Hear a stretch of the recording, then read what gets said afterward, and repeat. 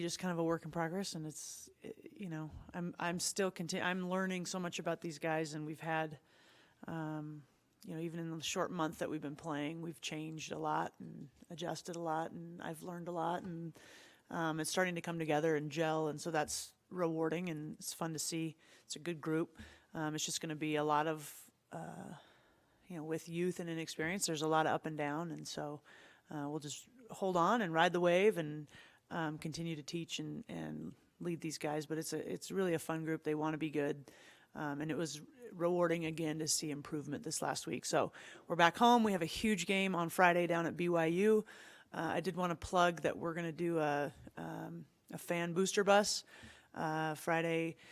And it's first come, first serve, and the cost is free, and you get a ticket to the game, and so you just have to contact the athletic department to reserve your seat. But pretty cool opportunity to come down. We need all the help we can get. We need to see some red in there as much as we can get.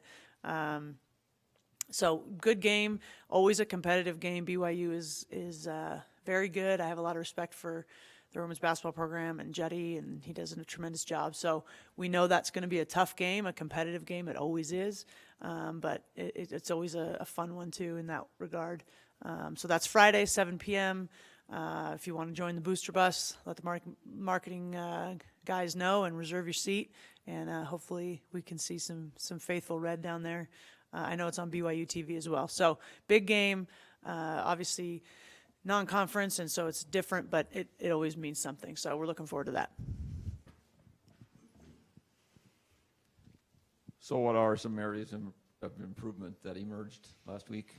Offensively, we were a lot better. We played Texas Southern, and they were so unique, and that they weren't very tall. It was really impossible to simulate how they defend. They 5'3", 5'4", 5'5", and just insanely athletic, and they just pick you up full and turn you over, and they do kind of this run and jump zone. And we controlled we were up 21 in the second quarter, and then we just kind of got a little cute with it and got a little fancy and thought, oh, well, why not? We're up, and let's see if I can do this. And then suddenly we gave them a little life going into halftime. And then the second half we just kind of held on. We ended up winning by 10, I think, or something like that. So it was never I never thought, oh my gosh, we're going to lose. We just didn't play a pretty second half. But we won, and we found a way to win, and so that was great. And then on Sunday against UTSA, we played really well. And we had, I think, 9 turnovers.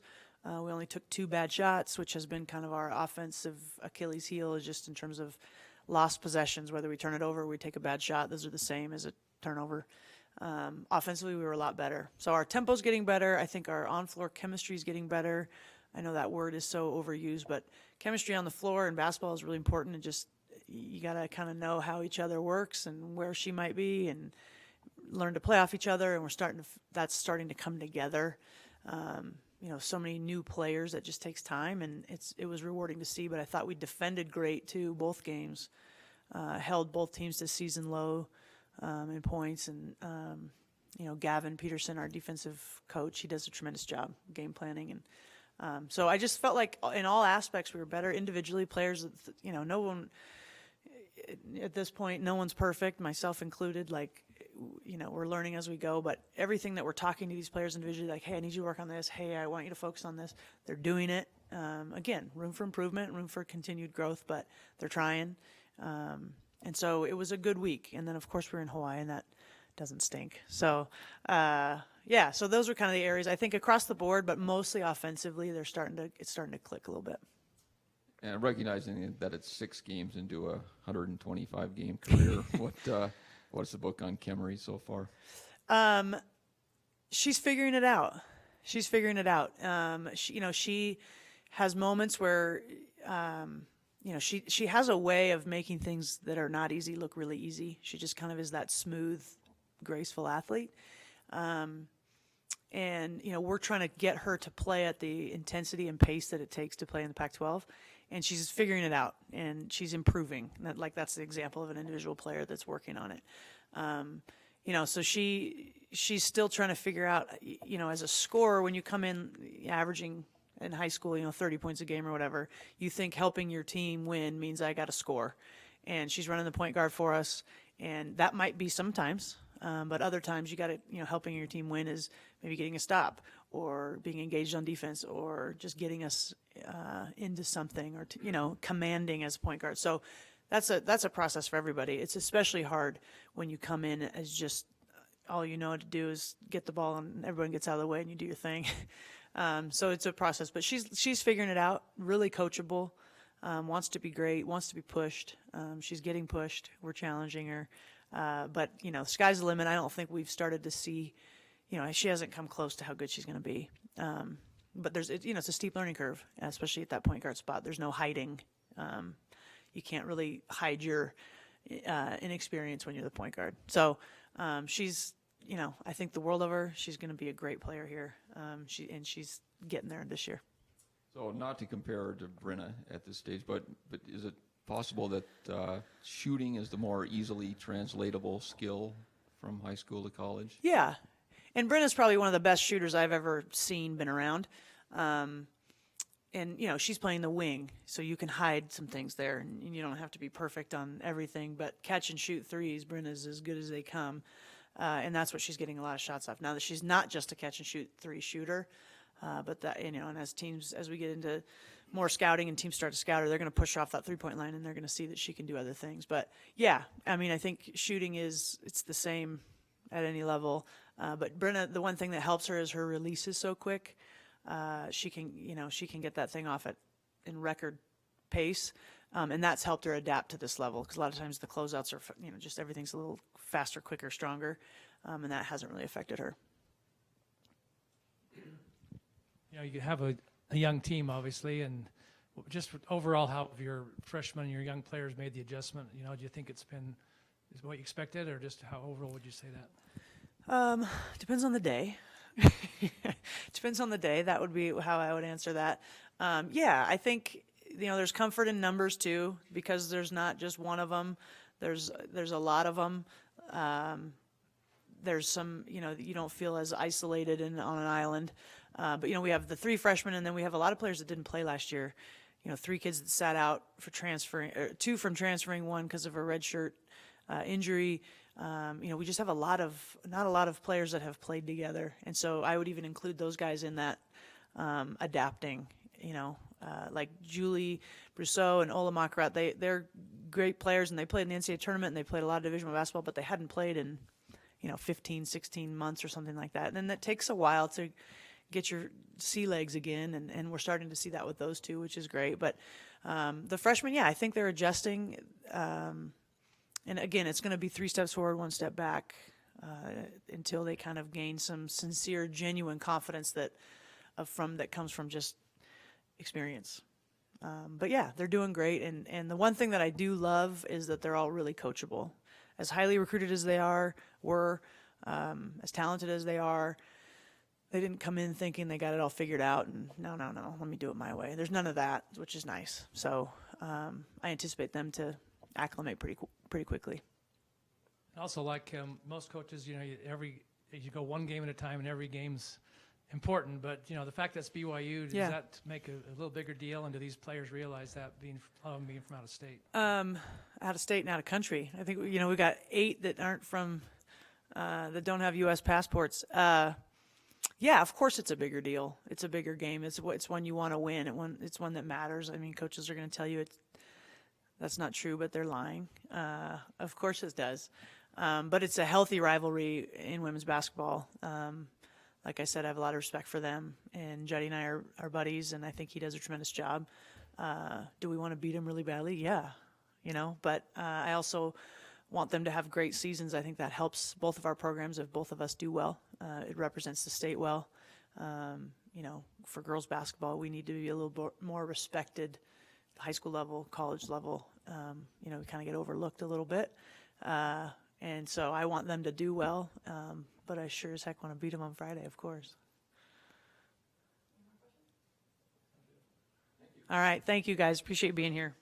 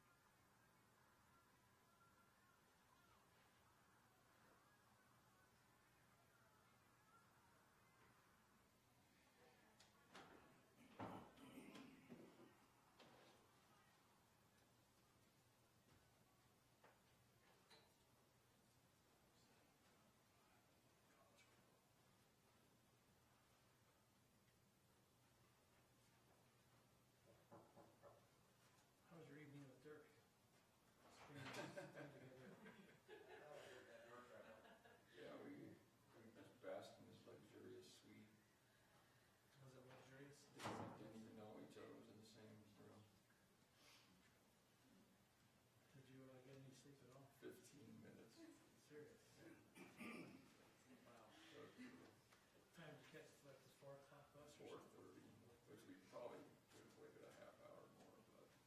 No, for me, you would have, but I'm sure he was, you probably want to go to 4.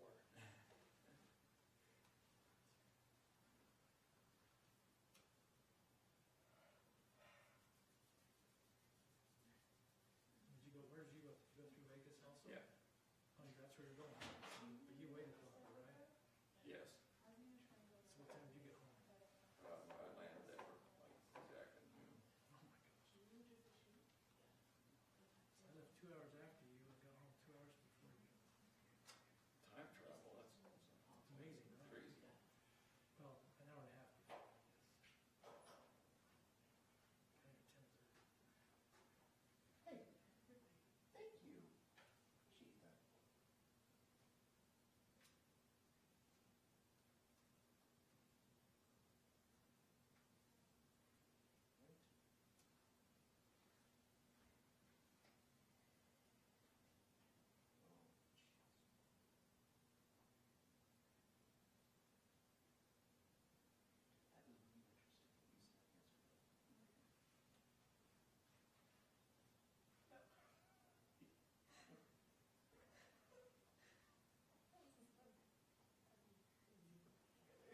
Appreciate that. So we're supposed to be here at 11. Well, they time it up to, with the start of the radio show, so probably 11:05 actually. What radio show? There's Bill Rogers. Oh, he does it live? I assume so. That's why I was here, right? No, you don't. You just tape it No, we're streaming live over the internet. That's live. on the internet. But does it go on 700 at the same time or not? Wow, I don't send it to 700.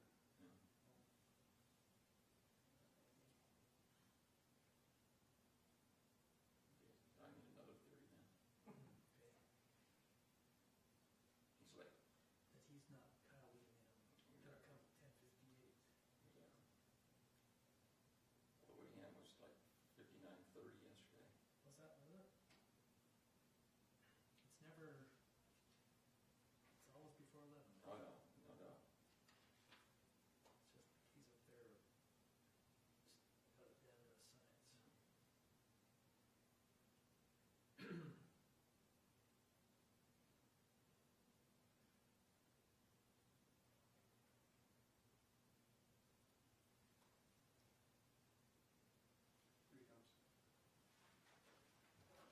Happy birthday, Corey. He just wanted to get order. Oh, don't salute me on your birthday, dog. I should be bowing down to you today.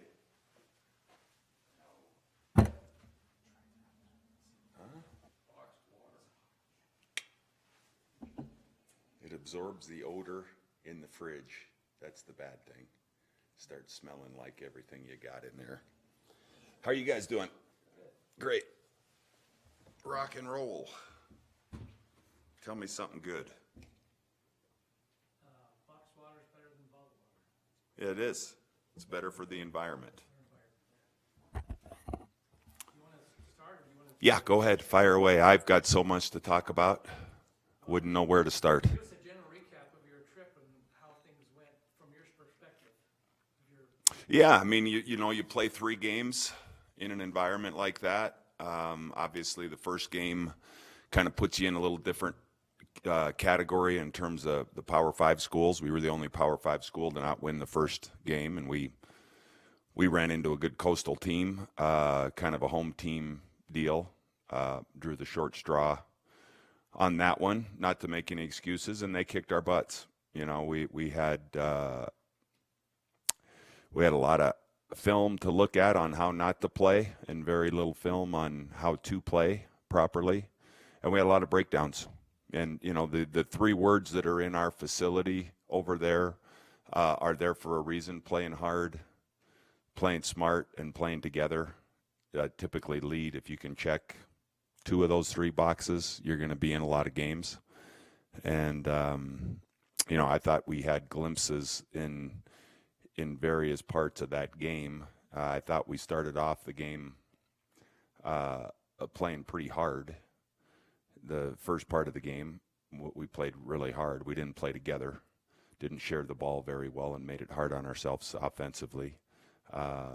then second half, we played smarter and we played more together, but we didn't play hard enough. So kind of a perfect storm on how not to complete a game, and we got what we deserved in the first one. We bounced back really well, I thought, in the next game against Ohio. And that one, we watched a bunch of film and how to play, and it was a little different animal in terms of environment in the gym and athleticism and different things that we faced, but it was a good win for us. And then the last game, I thought a game that we should have won, but we didn't. Kind of reverted back to game one again, and it's a little bit frustrating with a number of turnovers, 20 turnovers. I thought we forced the issue a lot of times. We can't have 7 and 5 turnovers. Our starting 3 and 2. And there was some clips on how to play the right way, and we did, and we would get a little 6 or 8 point lead. Same thing all the way back to game 1 at Nevada. I mean, it's all right before our eyes. When we play the game the right way, we're pretty good, and when we don't, we're subpar. And to give them credit, I'll tell you one thing: we had some really poor defensive coverage. Our zone had some struggles to it, and when we were really bad defensively, the irony was that Tulane missed shots. And then our defense got pretty good, and they hit tough shots. And then we obviously struggled going down the stretch in that game. So, frustrating, certainly. Fixable, definitely. And we're just going to get back at it. That's all we can do. Do you think Timmy, he had a tough game, obviously with turnovers, but I think he's trying to put too much on his shoulders, just as being the guy kind of this year, and maybe he forces things too much? Well, I'm going to keep a lot of those personal things between ourselves. We had a nice little meeting yesterday. There's a lot of variables at work. I mean, he sprained his ankle early in that game, and you can make health issue excuses. At the end of the day, he's got to be better. He knows it on both ends of the floor. But it's hard to get too crazy about it when he's probably not at full speed. But I guess the argument to that is if you're hurt, you shouldn't probably press as much. So, I mean, to answer your question, you watch the game, you can see some stuff. Certainly, a number of people are coming to keep him from doing his thing. And we are going to need him to be a facilitator and probably mature in his game and take it to a level that he's never been to. I would challenge him to try to get a triple-double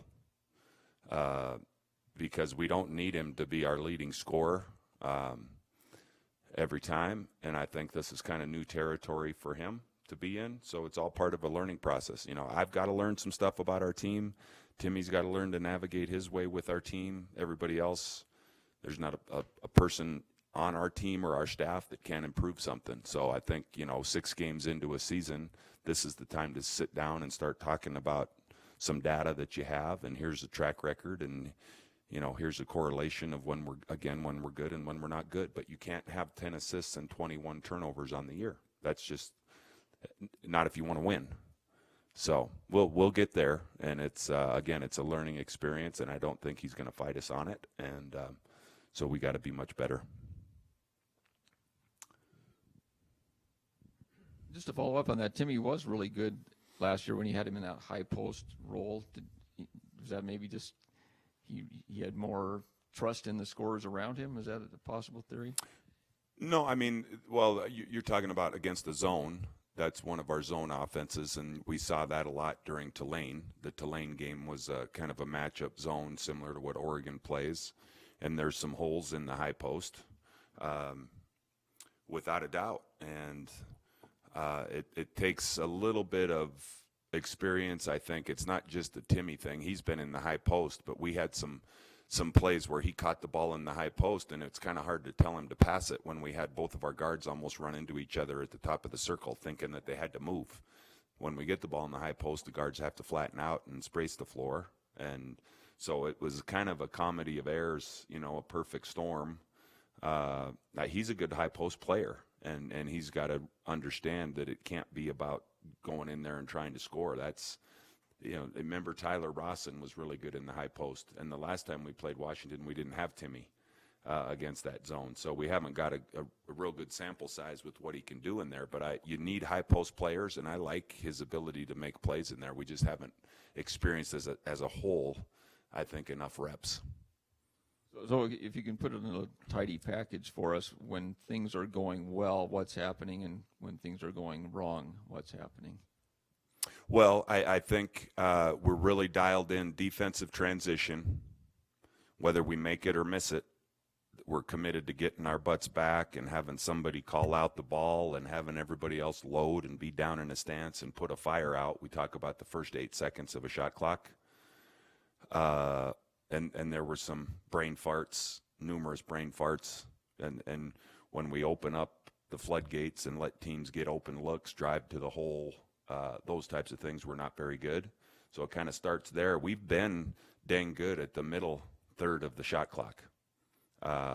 You know, statistically, it's crazy. It's like 0.45 points of possession if somebody tries to shoot in the middle third. It's the early part of it, and then I think it's finishing off a possession. And the ending of possessions where we're really getting killed is dribble penetration. And you can call it whatever you want. It's just you got to outlast some people, and they'll wind you up a little bit. Maybe your legs are a little tired from being in a stance, and you have to be able to start a possession really well defensively, guard the action that's in the middle of it, and then finish it off with a little more sense of urgency. So that's the defensive side of it. I think from an offensive point of view, there'll be times when we execute, we run exactly what we're trying to run, we screen when a screen's called for, and we make the right play. We've been using this little statement, a phrase, make the play that the game presents to you, without trying to manufacture something crazy. And we do some crazy stuff. And we don't shoot it when we're open. There's plenty of those too. So it's not just about not taking a bad shot. It's about taking a shot when it's a good shot. You know, we'll fake ourselves covered a number of times. So, but when we get clicking and we share it and we move the ball and we have people that penetrate and punch the paint a little bit, look for somebody else, we're pretty dang good. So I guess to sum it all up, when we play collectively, when we try to play together on both ends of the ball and are really connected and committed to each other, we're pretty dang good. The minute we take a flyer and somebody tries to create something, whether they're gambling on defense or trying to do something out of character on offense, we become pretty average. It's early in the week, but have you got a book on UC Davis at this point? Yeah. I mean, I watched a couple games this morning. Jim Les does a good job. That's a team we've played a few times here recently. They were right in it was a tie game at Portland with 4 minutes to go, and they end up losing by 10. So it wasn't, when you look at the score, it wasn't a fair assessment of the game. But they really execute as well as anybody we've played. You know, offensively, they're all connected and they know what it is they're trying to run. They screen really well. They cut really hard. All the things you kind of are envious of in terms of watching a good offensive clinic. So we're going to have to be dialed in that way. And they've got a deep team. They have a number of guys on their stat sheet that play 22 minutes a game. It's not like some teams come in here with 4 or 5 heavy minute guys and you think you're going to run them out of the building because they can't hold up. I don't think that's going to be the case either. So they got a heck of a post player. I can't remember, new something, or number 13 is their leading scorer, and he's a load down in the post and does a really good job. So they got some good shooters around him and a little kind of a Justin Bibbins water bug point guard, and it's going to be a tough out. Not to beat up on your best players, but just can you talk about Booth? He seems to be up. When he's up, he's really up and has some great games. And he's also had a couple of really tough games, kind of inconsistent. Is it kind of like someone when his shot's falling, he's better than when he's not, and then he just kind of disappears a little bit? And I'm always hesitant again. Okay. You know, it's hard for me to sit up here and talk about individual players. A lot of that stuff's kind of within our. I mean, you watch it, you can write about it, whatever you see. We're trying to figure some things out. At the end of the day, we've got some 19-year-old kids, you know, and there's not a lot of perfection at 19 in a lot of ways. And I think we're all in a new category. You've moved up the scouting report a little bit, you know, you feel a little more pressure. At the end of the day, Booth just needs to play really hard. And it's not just a Booth thing, it's a Utah thing. If guys are worried about production or points or anything else like that, it's oftentimes solved when you just go out and play with a little bit of reckless abandon. And that's what we need from a lot of our guys. I think there's a little bit of paralysis by analysis. I think there's a little bit of youth. Sometimes it's hard. You guys know as well as anybody that, you know, it's when you're young, it's a little harder to be consistent. I said that when we first had our first media days here in practice, the 6 weeks in the summer. One guy would have a great day and then no show the next day. And, you know, it's just a bunch of ebb and flow with young players. And I know there's a kind of a cycle here with Booth, but it's not unusual. It's not like, oh my gosh, this is, you know, he's got some type of disease of being consistent. It's part of being young. And we'll address some stuff in a film session today, give him a few pointers on what to think about, find out from him, hey, what is it, what can we do for you to make you more successful, more productive? What is it you really like to do? What do you need to stay away from? That's all we can do is you know, you watch film and the film never lies. And again, life experience is the best way to mature and to try to put some of those fires out. That's just a natural thing. You have to have reps and you have to have minutes, and then you start having these little aha moments, and hopefully you grow and mature, and that's one of the things we're dealing with this young team that we're all talking about. So it's fun to coach them. I don't think anybody's fighting us, and we just got to keep trudging forward and not getting too high and too low. Also, just on rebounding, do you think you're improving on that? Offensive rebounding has been a bit of an issue for you. I mean, the other team, you have offensive rebounding, but is that something that you guys think you're kind of figuring out a little bit now? Well, I don't think you ever feel comfortable that you've got rebounding figured out. I mean, the reality at Myrtle Beach was we played 3 mid-major programs, and we were bigger than all of them. And we didn't play Baylor, we didn't play Villanova, you know, we didn't play some of those Power 5 schools, and they look a little different than those other teams walking through the airport. And there's a little more challenge on the glass. So I'm a long ways away from saying we've arrived with anything rebounding. That's going to always be a point for us. We missed a number of blockouts.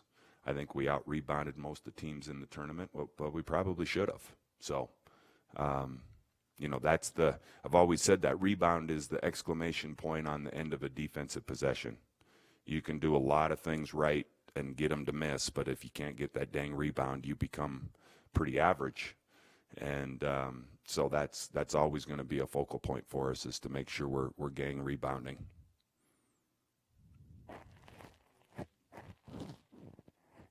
You're kind of on your A game today. You decided on Brandon Wenzel, if he's going to redshirt, you know? We're going to actually meet at noon. Oh, okay. Yeah, he's had some back issues, and he's on some antibiotics, so it really hasn't been a point of discussion up to this point because he's been kind of wounded. But we're going to sit down and visit here when we're done. Come up with the plan. Yeah.